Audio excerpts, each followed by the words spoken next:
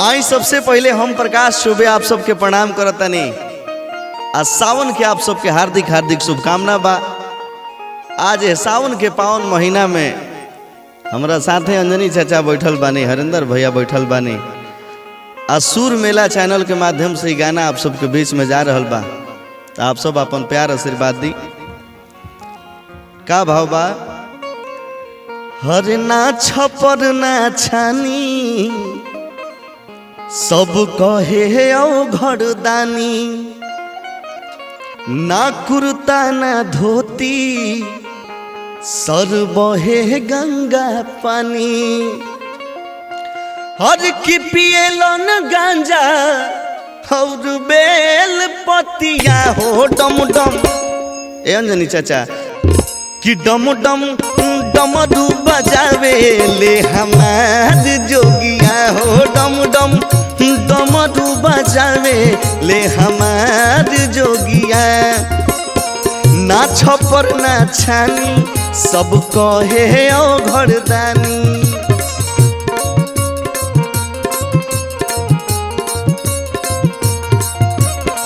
ना कुर्ता ना धोती सर बहे गंगा पानी।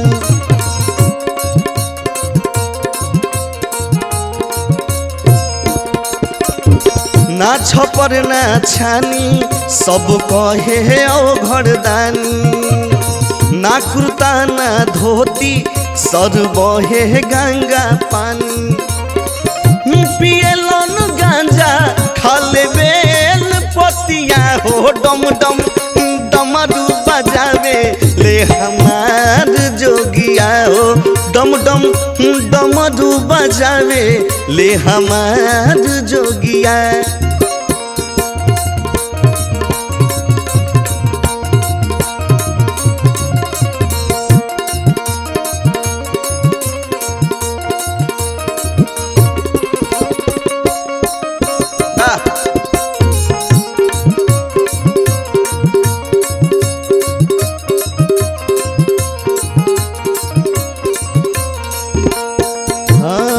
बाबा अपने ही हाथे खुद भाषा सुर बनावे,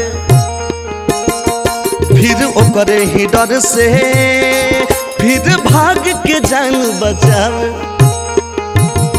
बाबा अपने ही हाथे खुद भाषा सुर बनावे, फिर ओकरे ही डर से फिर भाग के जान बचावे।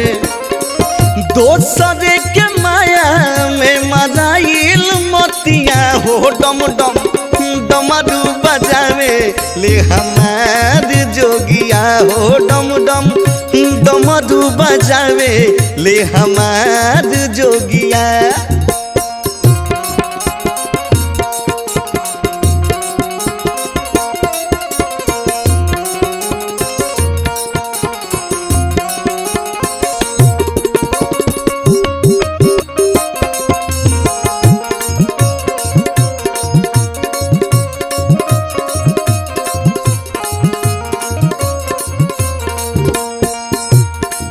केहुली हल खजाना केहुली हल सोना सिनोरा,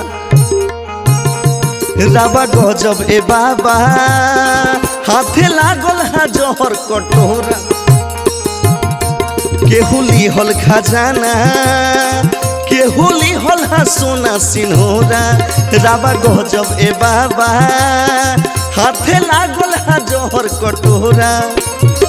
भांग पी भुलाइल रहे दिनो रतिया हो डम डम डमरू बजावे ले हमार जोगिया हो डम डम डमरू बजावे ले हमार जोगिया हो डम डम डमरू बजावे ले हमार जोगिया हो डम डम डमरू बजावे ले हमार जोगिया।